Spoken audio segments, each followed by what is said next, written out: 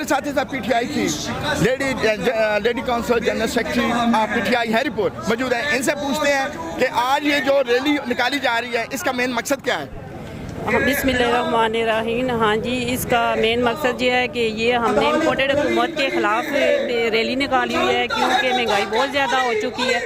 جو کہ شہباز شریف کہتا تھا کہ میں اپنے کپڑے بیچ کے آٹا دوں گا، ٹھیک ہے، وہ ان کے تو کپڑے نہیں اترے.